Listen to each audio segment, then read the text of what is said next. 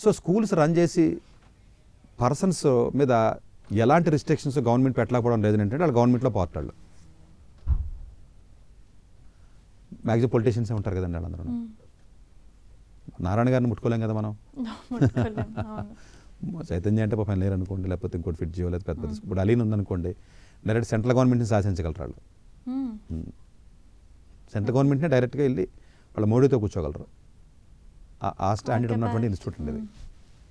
చిన్నవాళ్ళు ఏం కాదండి వాళ్ళు. సో పెద్ద పెద్ద కార్పొరేట్ ఎడ్యుకేషన్ వచ్చింది కాబట్టి పెద్ద యూనివర్సిటీస్ ఉన్నాయండి. ఫర్ ఎగ్జాంపుల్ ఎవరైనా ఇప్పుడు గీతం పొలిటీషియన్స్ కదా, విజ్ఞాన్ ఎంపీ వాళ్ళ అబ్బాయి. మీకు ఏ యూనివర్సిటీ, చెన్నైలో తీసుకోండి, ఢిల్లీలో తీసుకోండి, పొలిటీషియన్స్ అండ లేకుండా ఏ యూనివర్సిటీస్ ఉన్నాయి? వాళ్ళ మీద ఇంకా ఎట్లాంటి ఏం తీసుకుంటారు? మీరు డైరెక్ట్ నేమ్స్ చెప్పేస్తున్నారు. పొలిటీషియనే కదండి, కాదు పొలిటీషియనే కదండి. రత్తయ్య గారు వాళ్ళ అబ్బాయి ఎంపీయే కదండి. భరత్ గారు పొలిటీషియనే కదా, గీతమ్ము. నేను అంటే పొలిటీషియన్ దిస్ కాలేజ్ అని చెప్తున్నాను. పేర్లే కదా, ఏ కాలేజీ తీసుకున్నా ఏదో ఒక పొలిటికల్ బ్యాక్గ్రౌండ్ డైరెక్ట్గాను ఇండైరెక్ట్గాను ఉంటుంది. వాళ్ళే అంటారంటే ఆ పొలిటికల్ బ్యాక్గ్రౌండ్లో అయితే మేము రన్ చేయలేమండి, మాకుండే బదులు మాకున్నాయని వాళ్ళు చెప్తారు. అది వేరే విషయం, పక్కన పెట్టండి.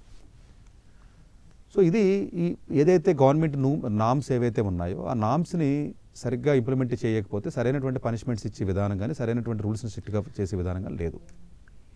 అట్లాగే ఈ స్కూల్స్ రన్ చేసినప్పుడు కానీ, కాలేజెస్ రన్ చేసినప్పుడు కానీ అపార్ట్మెంట్స్లో పెట్టి ఏదో 4-5 రూముల్లో పెట్టి పర్మిషన్స్ లేకుండా రన్ చేస్తున్నారండి. ఇంటర్మీడియట్ పర్మిషన్ ఉండదు, 10th పర్మిషన్ తీసుకోరు, డిగ్రీ పర్మిషన్ తీసుకోరు.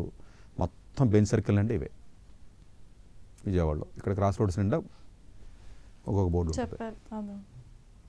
ఇప్పుడు కొత్తగా గవర్నమెంట్ కొంచెం ముందుకు వచ్చి చెప్తుంది, కనీసం పర్మిషన్ లేకుండా రన్ చేస్తే మేము ఇవ్వం, క్యాన్సిల్ చేస్తామని కొంచెం ఇంప్లిమెంట్ చేస్తే మంచిదండి.